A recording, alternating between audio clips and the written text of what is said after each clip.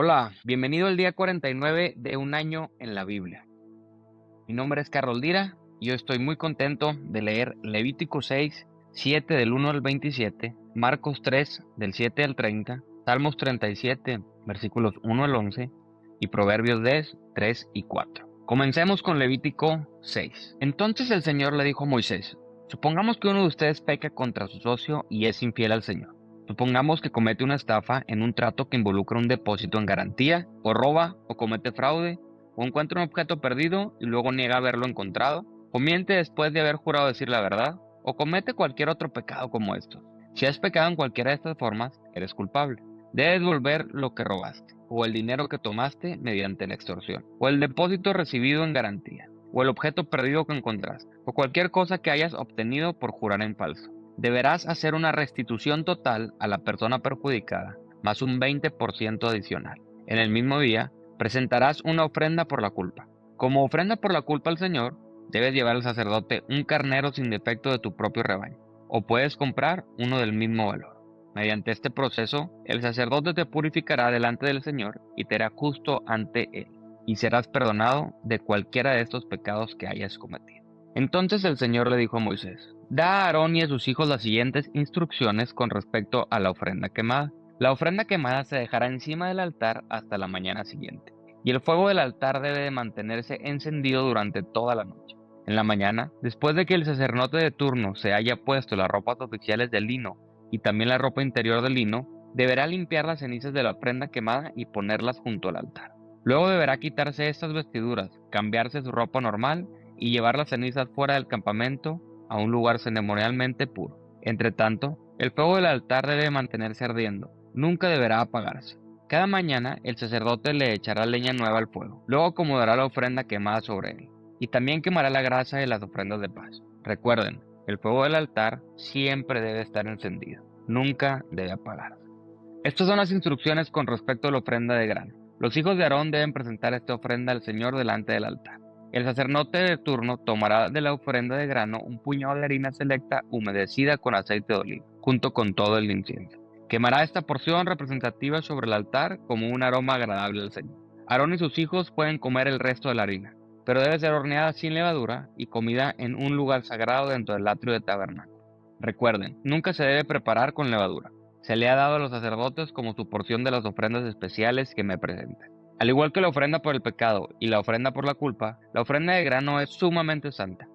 Cualquiera de los descendientes varones de Aarón podrá comer de estas ofrendas especiales presentadas al Señor. Es su derecho perpetuo de generación en generación. Cualquier persona o cosa que toque estas ofrendas quedará consagrada. Entonces el Señor le dijo a Moisés: el día en que se unja a Aarón y a sus hijos, ellos deben presentar al Señor la ofrenda usual de grano de 2 litros de harina selecta.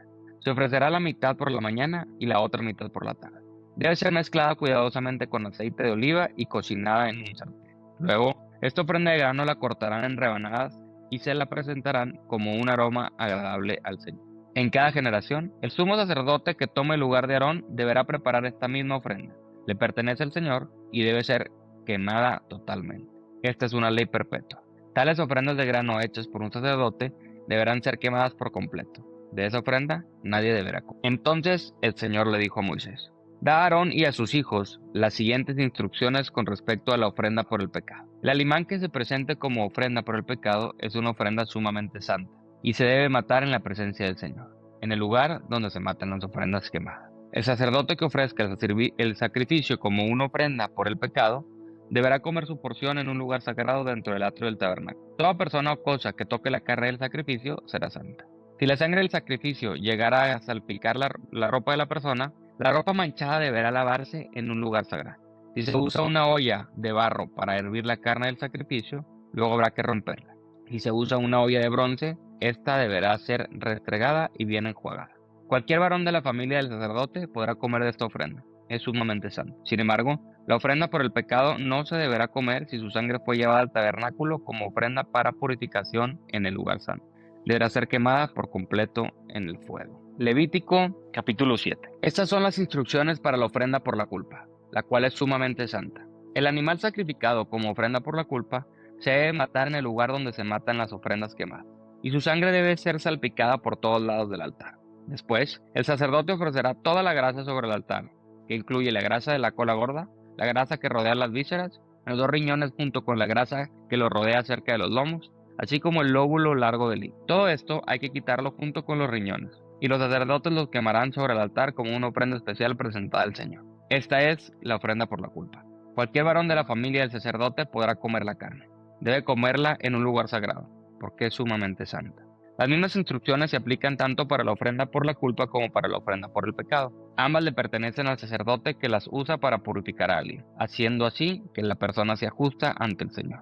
En el caso de la ofrenda quemada, el sacerdote podrá quedarse con la piel del animal sacrificado.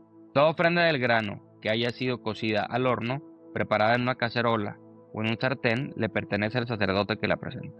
Todas las demás ofrendas de grano, ya sean de harina seca o harina humedecida con aceite de oliva, se repartirán equitativamente entre todos los sacerdotes, los descendientes de Aarón. Estas son las instrucciones con respecto a las distintas clases de ofrendas de paz que se pueden presentar al Señor. Si presentas una ofrenda de paz como una expresión de acción de gracias, el animal de sacrificio acostumbrado debe ser acompañado de varias clases de pan preparados sin levadura, panes planos mezclados con aceite de oliva, obleas untadas con aceite y panes de harina selecta mezclada con aceite de oliva. Esta ofrenda de paz por acción de gracias también debe ser acompañada de panes hechos con levadura. Un pan de cada clase deberá presentarse como ofrenda al Señor. Estos panes pertenecerán al sacerdote que salpica la sangre de la ofrenda de paz contra el altar. La carne de la ofrenda de paz por acción de gracias deberá comerse en el mismo día que su ofrenda. No se permite guardar ninguna parte para la mañana siguiente. Si ya es una ofrenda para cumplir un voto o como una ofrenda voluntaria, la carne deberá comerse en el mismo día que se ofrece el sacrificio, pero lo que quede podrá comerse al día siguiente. Toda la carne que quede hasta el tercer día deberá quemarse por completo. Si al tercer día se come algo de la carne de la ofrenda de paz, la persona que la presentó no será aceptada por el Señor. No recibirás ningún mérito por haberla presentado, pues para entonces la carne estará contaminada. Si la comes, serás castigado por tu pecado. No se permite comer carne que toque cualquier cosa ceremonialmente impura. Deberá quemarse por completo. Se permite comer el resto de la carne, pero solo por los que quedan ceremonialmente puros. Si quedas ceremonialmente impuro y comes carne de una ofrenda de paz que se presentó al Señor, serás excluido de la comunidad. Si tocas cualquier cosa que sea impura, ya sea contaminación humana, o un animal impuro, o cualquier otra cosa impura y detestable, y luego comes carne de una ofrenda de paz presentada al Señor, serás excluido de la comunidad. Después, el Señor le dijo a Moisés: da las siguientes instrucciones al pueblo de Israel. Nunca deberás comer grasa, ya sea de ganado, de oveja o de cabra. Nunca deberás comer la grasa de un animal encontrado muerto o despedazado por animales salvajes, aunque puede usarse para cualquier otro propósito. Cualquiera que coma la grasa de un animal presentado como ofrenda especial al Señor será excluido de la comunidad. Donde sea que vivas, nunca deberás consumir la sangre de ninguna ave o animal. Todo el que consuma sangre será excluido de la comunidad. Leamos Marcos capítulo 3, empezando en el versículo 7. Jesús fue al lago con sus discípulos, y una gran multitud lo siguió.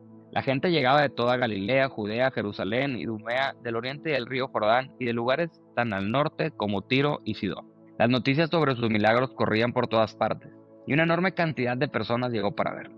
Jesús encargó a sus discípulos que prepararan una barca para que la multitud no lo apretujara. Ese día sanó a tanta gente que todos los enfermos empujaban hacia adelante para poder tocarlo. Y, cuando los que estaban poseídos por espíritus malignos lo veían, los espíritus los arrojaban al suelo frente a él y gritaban: tú eres el Hijo de Dios. Pero Jesús ordenó severamente a los espíritus que no revelaran quién era él.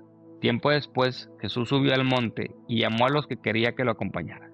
Todos ellos se acercaron a él. Luego nombró a 12 de ellos y los llamó sus apóstoles. Ellos lo acompañarían y él los enviaría a predicar, y les daría autoridad para expulsar demonios. Estos son los 12 que escogió: Simón, a quien llamó Pedro; Santiago y Juan, los hijos de Zebedeo, a quienes Jesús apodó hijos del trueno; Andrés, Felipe, Bartolomé, Mateo, Tomás, Santiago, hijo de Alfeo, Tadeo, Simón, el celote, Judas Iscariote, quien después lo traicionó.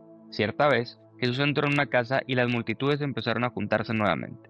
Pronto, ni él ni sus discípulos encontraron un momento para comer. Cuando sus familiares oyeron lo que sucedía, intentaron llevárselo. Está fuera de sí, decían. Pero los maestros de la ley religiosa que habían llegado de Jerusalén decían: está poseído por Satanás, el príncipe de los demonios. De él recibe el poder para expulsar los demonios. Jesús los llamó para que se acercaran y respondió con una ilustración. ¿Cómo puede Satanás expulsar a Satanás?, preguntó. Un reino dividido por una guerra civil acabará destruido, De la misma manera, una familia dividida por peleas se desintegrará. Si Satanás está dividido y pelea contra sí mismo, ¿cómo podrá mantenerse en pie? Nunca sobrevivirá. Permítanme darles otra ilustración. ¿Quién tiene suficiente poder para entrar en la casa de un hombre fuerte y saquear sus bienes? Solo alguien aún más fuerte, alguien que pudiera atarlo y después saquear su casa. Les digo la verdad, cualquier pecado y blasfemia pueden ser perdonados, pero todo el que blasfeme contra el Espíritu Santo jamás será perdonado. Este es un pecado que acarrea consecuencias eternas.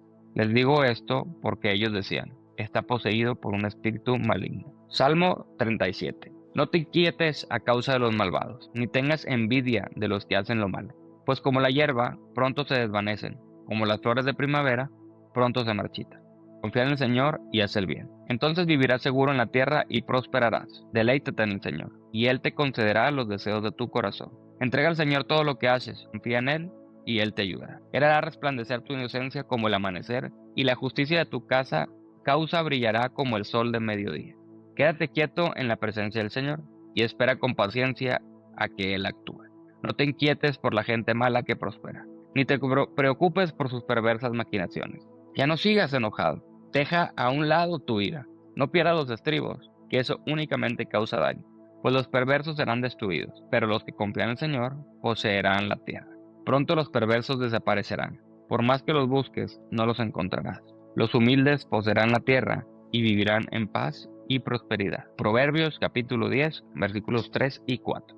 El Señor no dejará que el justo pase hambre, pero se niega a satisfacer los antojos del perverso. Los perezosos pronto se empobrecen. Los que se esfuerzan en su trabajo se hacen ricos.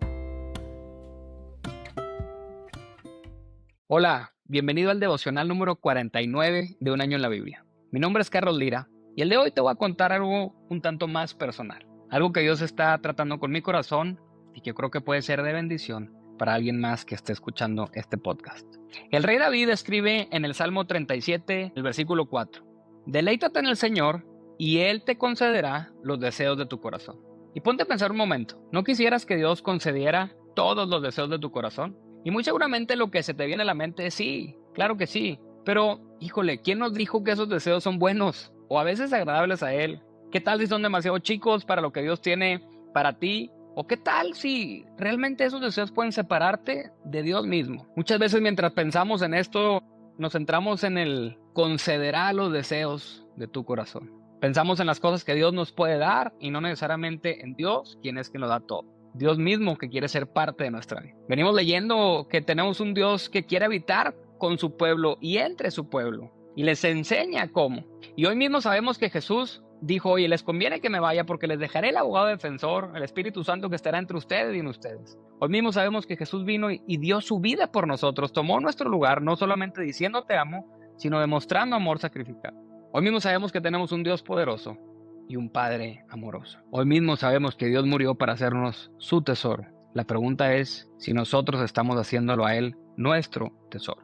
La verdad es que a veces estamos tan ansiosos o nos comparamos o pensamos, oye, ¿por qué ese que actúa tan mal parece que le va tan bien? A veces estamos tan centrados de nosotros mismos y simplemente queremos que Dios satisfaga los deseos de nuestro corazón. Pero la Biblia nos recuerda en el capítulo 17 de Jeremías, dice, corazón humano es lo más engañoso que hay y extremadamente perverso.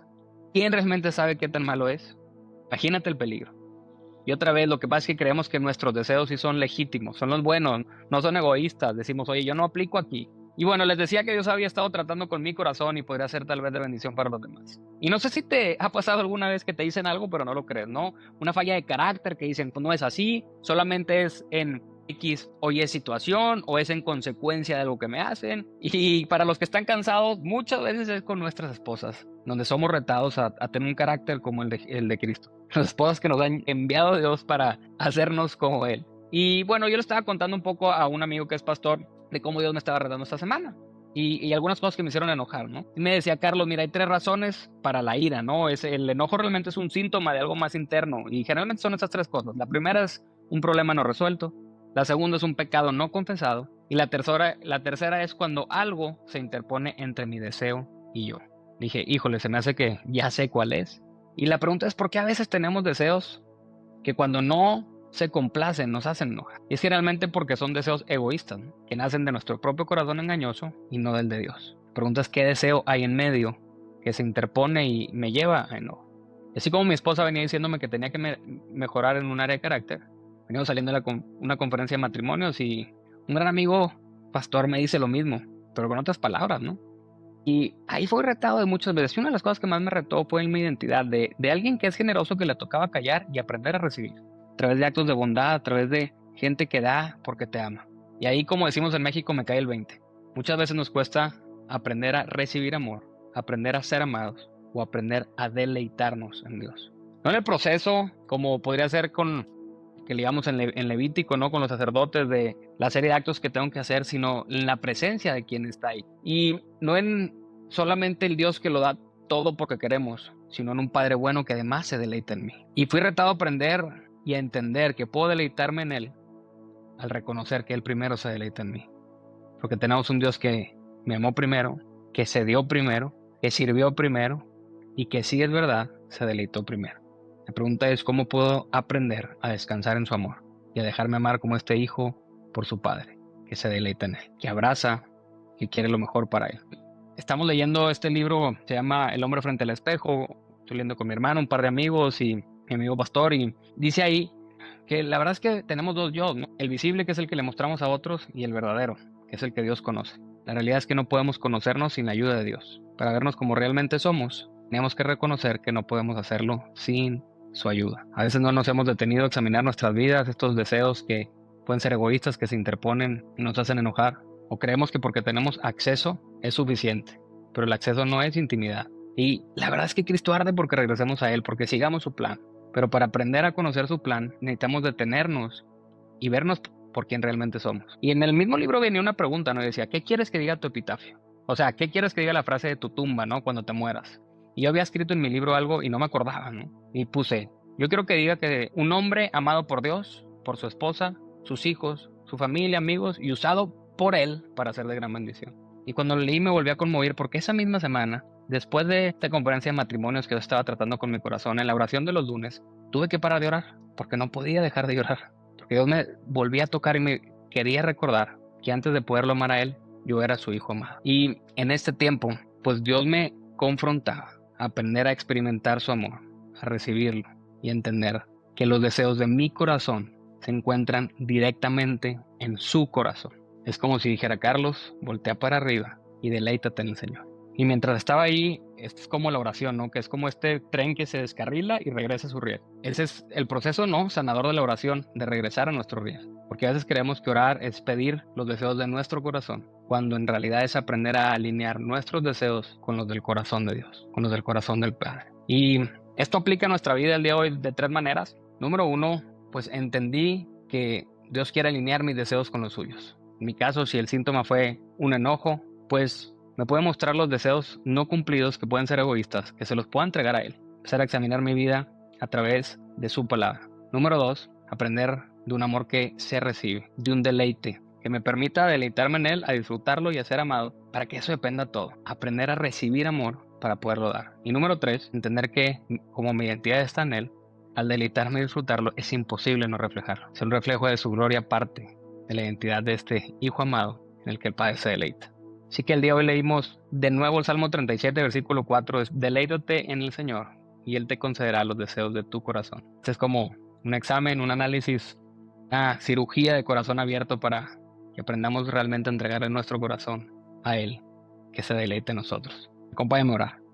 Gracias, Dios, por que tú nos amaste primero, porque tú te deleitas. Gracias porque nos has hecho tus hijos, receptores de un amor inigualable. Alinea, Señor, mi corazón y mis deseos con los tuyos. Saca a la superficie cualquier deseo que a veces se interpone y me lleva a ira. Permíteme disfrutarte, deleitarme en ti y saber que ahí es donde parte mi identidad. Ayúdame a reflejar tu gloria, la gloria del Padre que ama a su Hijo. En el nombre de Jesús. Amén.